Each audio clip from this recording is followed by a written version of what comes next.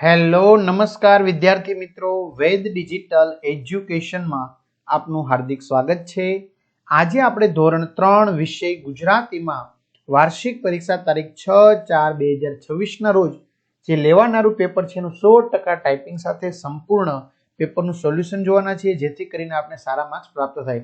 તો ખાસ વિદ્યાર્થી મિત્રો, ચેનલમાં ન હોય તો ચેનલ સબસ્ક્રાઇબ કરો, બાજુમાં બેલ આઇકનને પ્રેસ કરો, જેથી તમને અવનવા વિડીયોની માહિતી નોટિફિકેશન મળી શકે। વિડીયો લાઈક કરો, તમારા મિત્રો દોસ્તોને શેર કરો। તો આપણે વાત કરીએ ધોરણ 3 વિષય ગુજરાતી વાર્ષિક પરીક્ષાનું જે પેપર છે, બરાબર, 2026 નું। તો 2026 ના પેપરની તો વિદ્યાર્થી મિત્રો, આપણે 40 માંથી 40 ગુણ મેળવવા હોય તો કઈ રીતે જવાબ લખવો, તો એના માટે આ વિડીયો સંપૂર્ણ નિહાળશો, જે તમને ખૂબ જ ફાયદારૂપ થશે। ચલો, પહેલો પ્રશ્ન, નીચે આપેલો ફકરો સુંદર અક્ષરે અને સુવાચ્ય એટલે કે વાંચી શકાય એવા અક્ષરોમાં લખવાનો છે। એટલે આમાં તમારે કંઈ મગજ દોડાવવાનું નથી, જેવી રીતે ઉપર આપ્યો છે એવું બેઠું સેમ ટુ સેમ નીચે લખી નાખવાનું। જેમ કે બિલેને પશુ પંખી પણ એટલા જ ગમે, એ તો એના મકાન પાછળની વાડીમાં બેઠો બેઠો મોર, કબૂતર, કાકા કૌવા અને ચકલી સાથે વાતો કરે। વાંદરા, બકરા, ગાય અને ઘોડા સાથે દોડાદોડી કરે। એકવાર કોઈ એને પૂછ્યું, બિલ્લુ મોટો થઈને શું બનવાનું? બિલ્લે કહે, હું તો ઘોડાનો રખેવાળ બનીશ। આટલું તમારે બેઠું લખી નાખવાનું, બરાબર। તો ઘણા મિત્રો, વાલી મિત્રો, વિદ્યાર્થી મિત્રોની કમેન્ટ આવે, સર અમારા પેપર જોતા હોય તો ભાઈ દરેક વિષયના આશરે 3-3, 4-4, 5-5 પેપરો છે સોલ્યુશન સાથેના, તો આ તમને મળી જશે। જેટલી તમે પ્રેક્ટિસ કરશો એટલા સારા માર્ક્સ આવશે। તો ક્યાંથી મળશે? તો ભાઈ આપણે વેદ ડિજિટલ એજ્યુકેશન નામની એપ્લિકેશનમાં આ બધાના તમને વિડીયો પણ મળી જશે। વિદ્યાર્થી મિત્રો, ચિંતા કરવાની કોઈ જરૂર નથી। જો તમને ખ્યાલ ન આવે તો કોઈ તમારા સગા સંબંધી મિત્ર હોય તો એને કહેવાનું, ભાઈ ગૂગલ પ્લે સ્ટોર ઉપર જઈ ગેમ ડાઉનલોડ કરે, ત્યાં જઈને વેદ ડિજિટલ એજ્યુકેશન નામની એપ્લિકેશન તું મને ડાઉનલોડ કરી દે। ઓપન કરશો, પેજ ખુલે, એમાં તમારા પોતાના મોબાઈલ નંબર નાખી દો, સેન્ડ ઓટીપી કરી દો, પછી આ પેજ ખુલે, પેડ કોર્સમાં ધોરણ 3 માં જવાનું, ત્યાં તમને બધું મળી જશે। 3 થી 12 માં જશો તો ત્યાં ધોરણ 3 માં જશો તો એના બધા પાઠના વિડીયો મળી જશે, ગણિત, ગુજરાતી, આસપાસ, અંગ્રેજી। 4 માં જશો તો વેકેશનમાં તમે તૈયારી કરશો ધોરણ 4 ની, બરાબર। તો આવી રીતે વિષય પ્રમાણે બધા વિડીયો મળી જશે। વિજ્ઞાનની જગ્યાએ આસપાસ જશે, બરાબર। ચાલો, 2-3 વાક્યમાં જવાબ આપો। બધા બચ્ચા બતકને કદરૂપું બતક કેમ કહેતા હતા? તો બધા બચ્ચા બતકને કદરૂપું બતક કહેતા હતા કારણ કે તે બધાથી અલગ હતું, તે થોડુંક મોટું અને રાખોડી રંગનું હતું। શીરીને કયા કયા વ્રત કર્યા? શીરીને ગળ્યું વ્રત, ખાટું વ્રત, તીખું વ્રત અને કડવું વ્રત કર્યા। રાવણની નગરીનું નામ શું છે? તે કેવી છે? રાવણની નગરીનું નામ લંકા છે અને તે સોને મઢેલી છે। નીચે આપેલ જાહેરાતના આધારે આપેલા પ્રશ્નોના ટૂંકમાં જવાબ લખો। રમત ગમત સંકુલ દેવગઢ બારિયા 1 રમત 1 ઇનામ સ્પર્ધા, સમય સવારે 6 થી 10, ધોરણ 1, ધોરણ 2, ધોરણ 3 ની કઈ કઈ રમત છે? એક વિદ્યાર્થી માત્ર એક સ્પર્ધામાં ભાગ લઈ શકશે, તારીખ અને વાર। રેડી? તો સ્પર્ધા કઈ જગ્યાએ યોજાશે?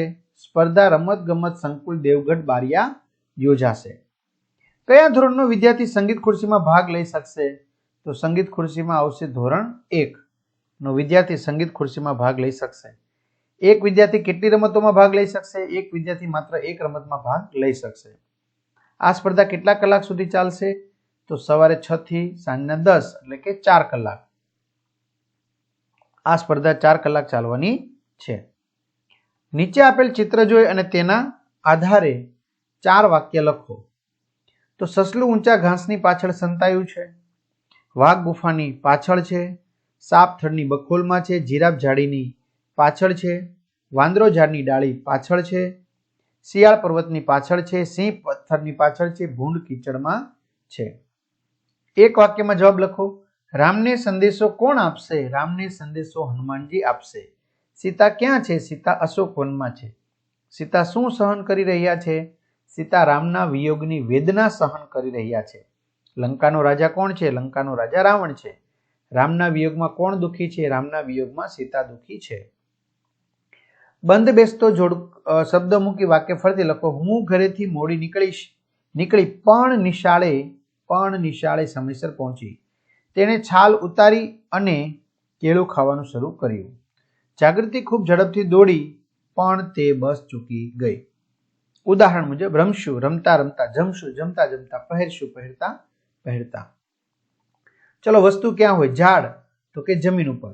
વિમાન તો કે આકાશમાં ઉડે, ચકલીનો માળો તો કે ઝાડ ઉપર હોય છે. ખાલી જગ્યા પૂરો. ઝીલ પ્રથમ નંબરે પાસ થઈ એટલે તે ખૂબ ખુશ થઈ. કુંજ અને તેના ભાઈબંધો નદી કિનારે ફરવા ગયા, તેમને મજા આવી. વિપુલને અંધારામાં ખૂબ બીક લાગે. વિશાલે ખ્યાતિને ધક્કો માર્યો એટલે ખ્યાતિને ગુસ્સો આવ્યો. સૂચના મુજબ લખો. નીચે આપેલા બંને શબ્દનો ઉપયોગ કરી એક વાક્ય બનાવો. દરિયો ઊંડો. સોમનાથમાં ઊંડો દરિયો છે. જંગલ ગાઢ. ગીરનું ગાઢ જંગલ જોવા લાયક છે. તળાવ ઊંડું. અમારા ગામમાં ઊંડું તળાવ છે. ચલો નવા શબ્દો બનાવો. સફરજન, ફર, જન, સફર. જામનગર, નર, મન, નગર, મન, મગ, જાર, મન. કારણસર, કાર, સર, રણ, સરર, રસ. સ્વર ચિહ્ન મૂકો. હનુમાન તો હનુમાન, અંજન તો અંજની, કસર તો કેસરી. તો આ રીતે વિદ્યાર્થી મિત્રો આપણે પરીક્ષામાં પૂછાતું હોય છે. તો આવા સરસ મજાના તમે 5-5 પેપર 4-4 પેપર કરી લો એટલે સારા માર્ક્સ પ્રાપ્ત થાય. તો એવી શુભકામના પાઠવે છે. અને હજી કહું છું, તમારું પેપર છે એ તૈયારી માટે એપ્લિકેશન ડાઉનલોડ કરી અને અત્યારે જ એમાંથી મેળવી લો. બરાબર, જે તમને સારા માર્ક્સ અપાવશે. તો બધાને 40 માંથી 40 ગુણ પ્રાપ્ત થાય એવી શુભકામનાઓ. અસ્તુ. જય હિન્દ, જય ભારત.